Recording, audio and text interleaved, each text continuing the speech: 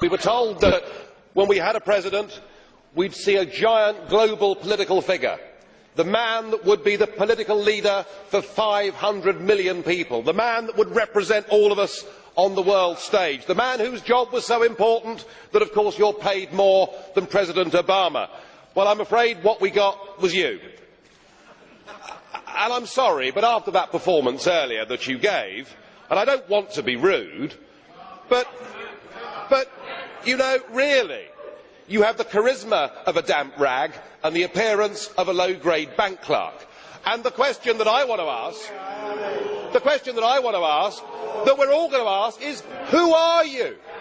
I'd never heard of you. Nobody in Europe had ever heard of you.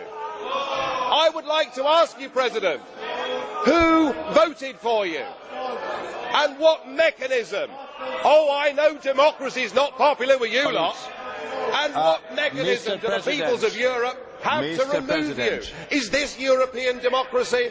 Well, I sense, though, that you're competent and capable and dangerous, and I have no doubt that it's your intention to be the quiet assassin of European democracy and of the European nation states. You appear to have a loathing for the very concept of the existence of nation states. Perhaps that's because you come from Belgium, which of course is pretty much a non-country. But since you took over, we've seen Greece reduced to nothing more than a protectorate. Sir, you have no legitimacy in this job at all, and I can say with confidence that I can speak on behalf of the majority of the British people in saying we don't know you, we don't want you, and the sooner you're put out to grass, the better. Well, as you said, Mr. President, you wouldn't like to be rude, and I prefer to go ahead with this statement.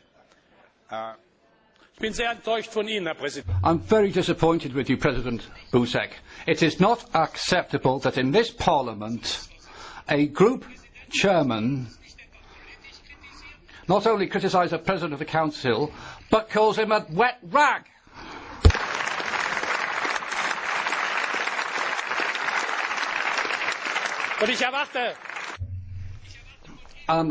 I expect you, President,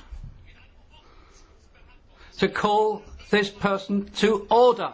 It's not right that this man should be able to trample over the dignity of this House. And Joseph Dole, it's not just a case of getting or allowing the UK to leave the EU. It'd be better for Mr Farage to resign if the European Union and the European Parliament are such bad things in his eyes. Thank you, President.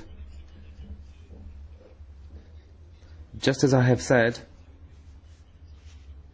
to President Farage previously, 2 months ago, and today I repeat this, these type of addresses, which are character assassinations of individuals, are inadmissible in the European Parliament, and I spoke to Mr Farage about it, and I drew his attention to it. Mr Schulz, I'd like to say that this is how I work, and that's my way of going about it.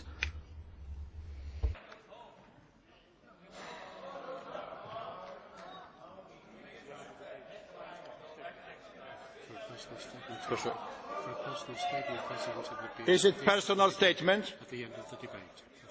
Bardzo proszę. The floor is yours.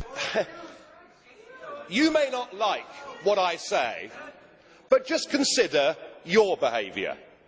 You, after the Irish people in a referendum voted no, said that our group had opened, by supporting the no vote, that we'd opened the door to fascism. You said that we had behaved as a group in the Parliament like Hitler and the Nazis in the Reichstag. We've been called by Danny Cohn-Bendit mentally weak. You know, it has to be, it can't be one way. It is not a personal statement. Mr. President Farage, it is not a personal statement. I am very sorry, it was not a personal statement. We must keep order and all the regulations of our Parliament.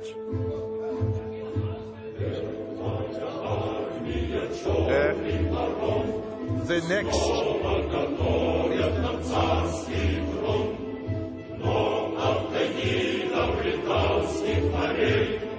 Krasnaya armia